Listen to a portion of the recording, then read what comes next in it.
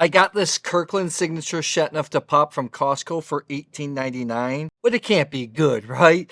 When it comes to the Kirkland Signature wines, some of them offer tremendous value for money, and then some are, hit and miss. I have 3 other GSMs here. I'm going to bag this Kirkland Châteauneuf-du-Pape up, and then I'm going to taste them all blind, see how it compares to other wines. I even have another Châteauneuf-du-Pape in the flight. For those of you that don't know what Châteauneuf-du-Pape is, although you probably do if you've clicked on this video, it's the name of a village in the south of France, in the southern Rhone, Newcastle of the Pope.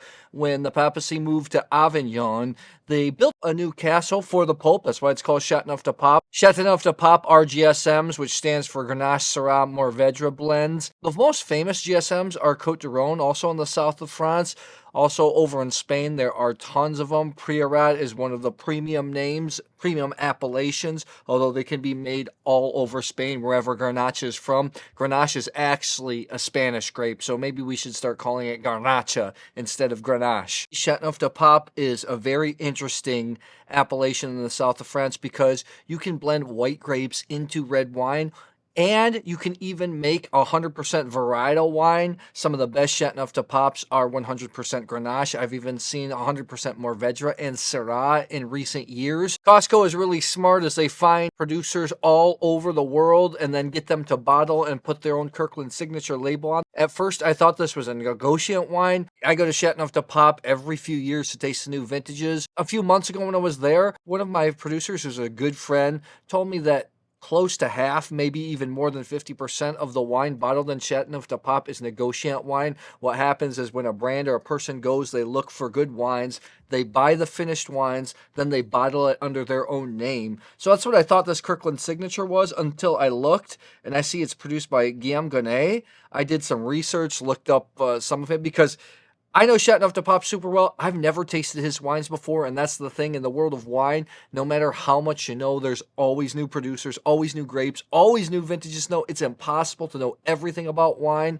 Even the big-name critics, like James Suckling, for instance, has a team of critics, because if you really want to go in-depth with wine, you got to stick to a region or certain countries, because the world of wine is huge now. Anyways, I see that Guillaume Gonnet actually makes an affordable Châteauneuf-du-Pape that's in the US that's around $33, which is unheard of.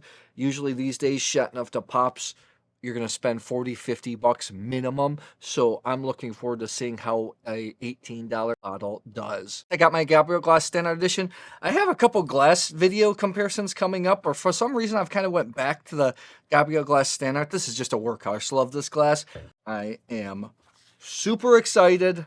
Wine 1 smells definitely a bit younger. The thing with these GSM wines, they can be approached young. That's why Robert Parker loved these wines so much, especially Châteauneuf-du-Pape. There's so much richness. You can enjoy them young. I personally like to drink Châteauneuf-du-Pape on the younger side versus the older side. It smells like Grenache. It's got that baked strawberry, that kind of garrigue flavor.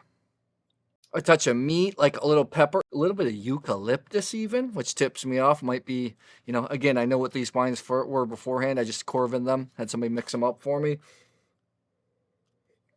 Grenache is a grape that the sugars can accumulate really quickly, and it can be high in alcohol. That's what producers can have problems with it. I personally love this first wine because it's more medium-bodied. Sometimes these GSMs can just get too bold, fat, rich. That's a really pretty wine. I like wine number 1 a lot. Wine 2 has a touch of funk. I like it. I think that this is a Châteauneuf-du-Pape. Got a touch of funk, meat, baked strawberry, raspberry. Oh, this is complex. I like it. Got a touch of funk and not too funky. Sometimes the Châteauneuf-du-Papes can be pretty bready, can have that horse saddle, that stinkiness. Some people hate it. I personally love it. This is a bigger wine, a little bit rich in tannins. You're going to need some food with this wine. I think this is a Châteauneuf-du-Pape, because I have 2 Châteauneuf-du-Papes here, the Kirkland Signature and another one. For some reason, I don't know, it's got this, good Châteauneuf-du-Papes are so interesting because even though they're big, robust wines, they have this nice mineral hit to them. Those are big tannins. That's a wine that's going to need some time. This is fun. This is fun. Wine number 3. It's not as fruity. It's more minerally.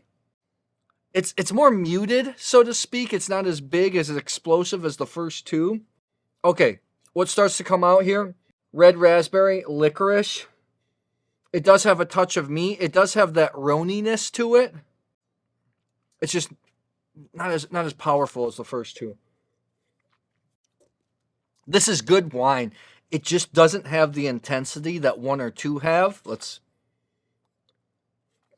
I have to say it's pretty good. Let's move on to 4. 4 is the fruitiest, I think, out of 4 so far. You definitely get black raspberry, red raspberry, meat. Although you do get some of those mineral hits. It's not all fruit. That's what I love about these GSMs. They're so complex, so unique. Fruity up front, but quite mineral on the back end. I thought at first, man, this was going to be like a big fruit bomb.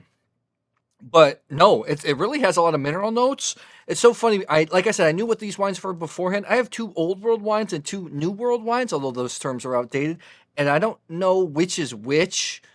Maybe I think the first one might be new worldy, but this again has big tannins. A lot of times you get the tannins, the spice from Mourvedre. Syrah adds some color, and Grenache is quite fruity and elegant. This is tannic. I think the softest one, the one with less tannins, is wine number 1. Let's get to the reveal. Let's see if COSTCO wins out. If you like this content, I would like you to consider becoming a channel member. I have several tiers, but in the Grand Reserve tier, I have a monthly live hangout tasting where we talk shop, share wines. It's really difficult to find family and friends that are into wine like you and I are, and that's what this community is. There are perks for other members too, and it supports the work I do here, so thank you. I did a COSTCO tasting video recently. I was blown away by the Rioja. Some other wines were just okay, like the Malbec was just okay. I was really disappointed when I did one a couple years ago of the Chianti Classico Reserva.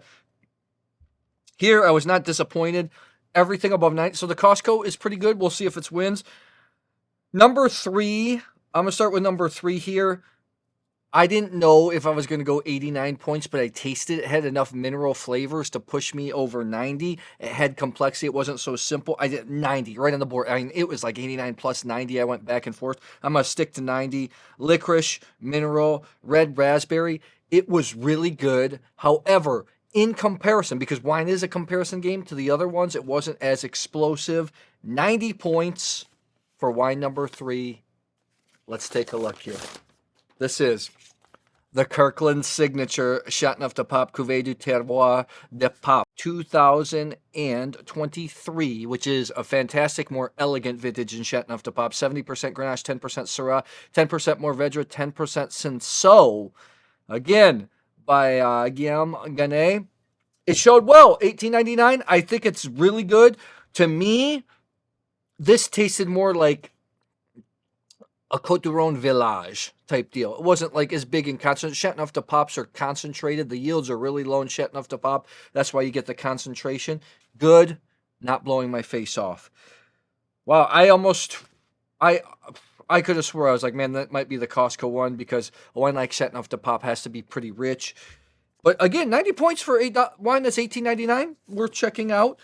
Let's go to the next one. Wine number 4 was the fruitiest in the nose, but definitely not in the palate. The tannins really came out. I gave it 91 points. I think that 1 and 4 are probably the 2 New World wines, but we'll see. 91 points. I thought this was delicious wine. Let's take a look. This is Le Haut de Barville Châteauneuf-du-Pape from Brot 2022. This comes in at $39.99. Brot is a fantastic house.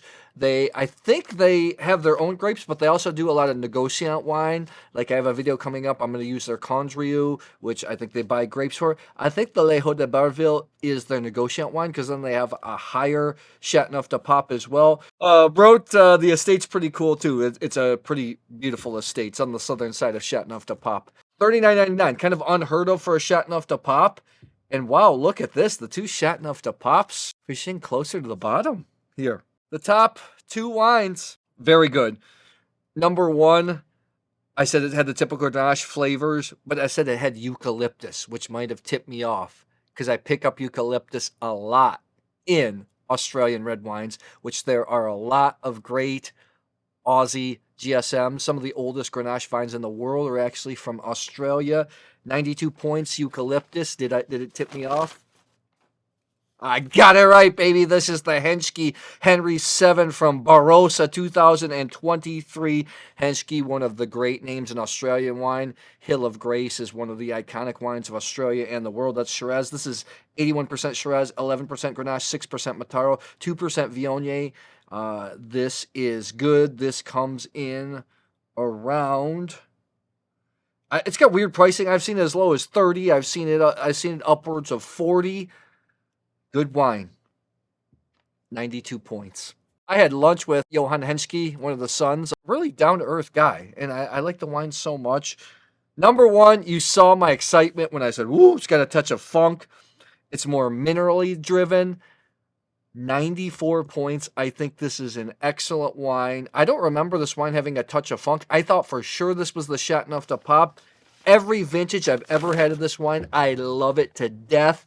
This is American, baby. This is the Beckman Vineyards, biodynamic producer in Santa Barbara County, Cuvée Le Bec. This is their entry-level wine, 2021. This is 50% Syrah, 38% Grenache, 7% Mourvedre, 5% Counoise. This comes in around $25. I've seen it even lower. Every vintage, I have just absolutely adored that wine. Seek it out. I thought it was Châteauneuf-du-Pape blind. So, Kirkland Signature, okay.